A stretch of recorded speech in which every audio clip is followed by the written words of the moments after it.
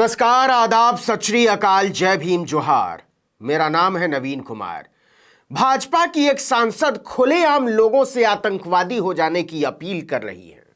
खुलेआम कह रही हैं कि जो लोग तुम्हारे हिसाब से गलत हैं उनकी गर्दनें काट डालो।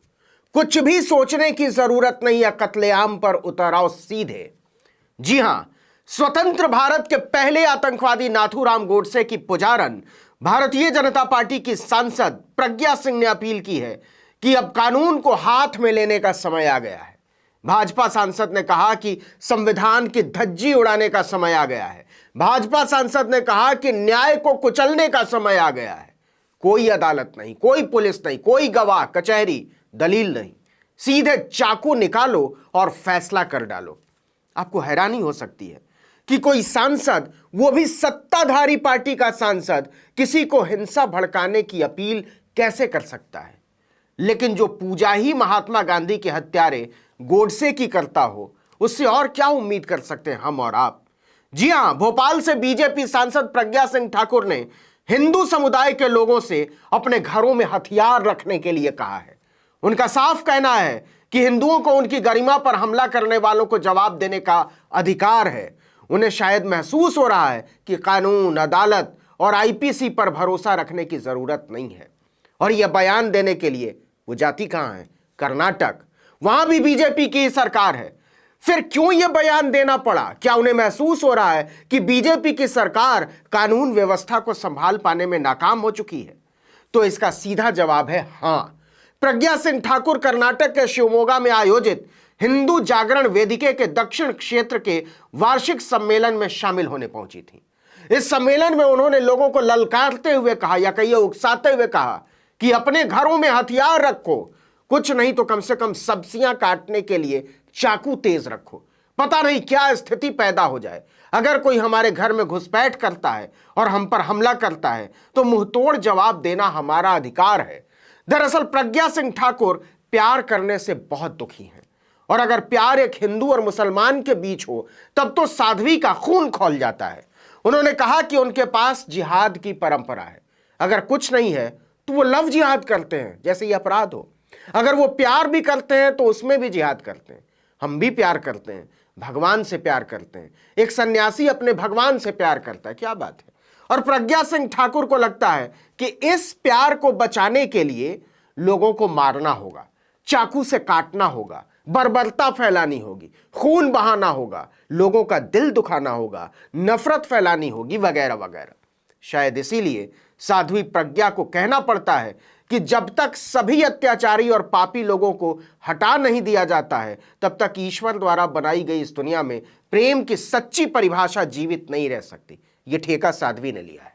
लोगों को आतंकवाद फैलाने के लिए उकसाते हुए उन्होंने कहा कि लव जिहाद में शामिल लोगों को उसी तरह से जवाब दो।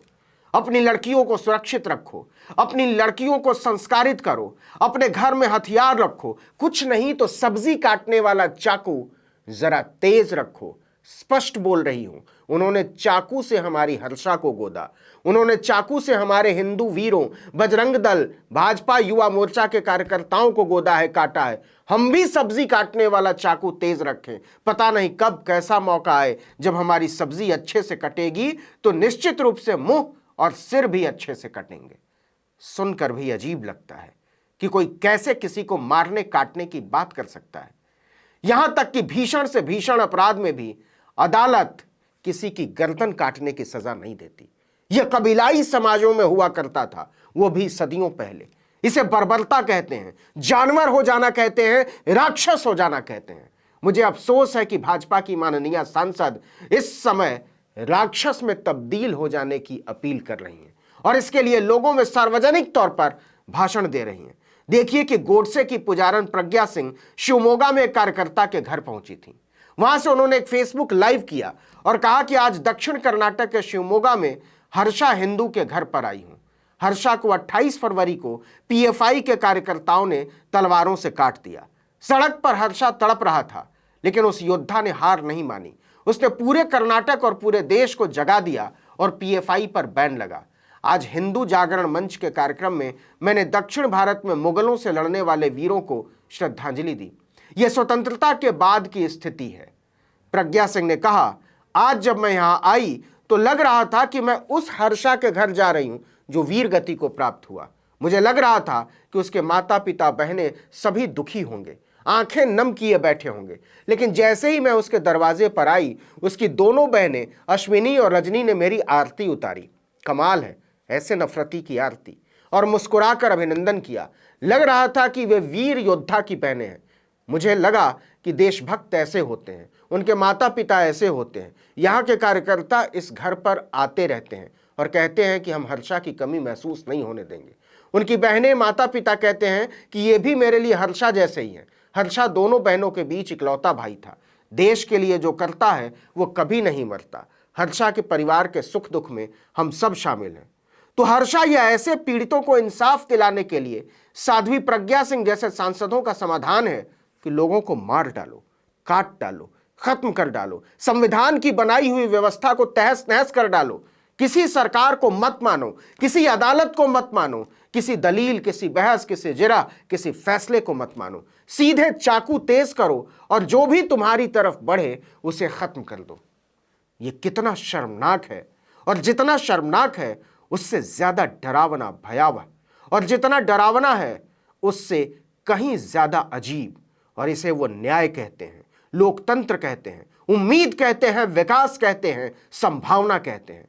कमाल तो यह है कि छुरी की नोक पर खड़ी की जा रही इस व्यवस्था में जो पाशविकता है उसे ये लोग धर्म कहते हैं।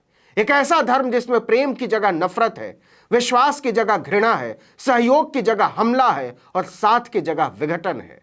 साध्वी प्रज्ञा सिंह ने इस तरह का बयान कोई पहली बार नहीं दिया है। इससे पहले भी वो बहुत कुछ बोलती रही हैं। भारत के लोकतंत्र और भारत की संसद को छोड़ दीजिए, वो खुद अपनी पार्टी भारतीय जनता पार्टी के लिए शर्मिंदगी का सबब बन चुकी हैं।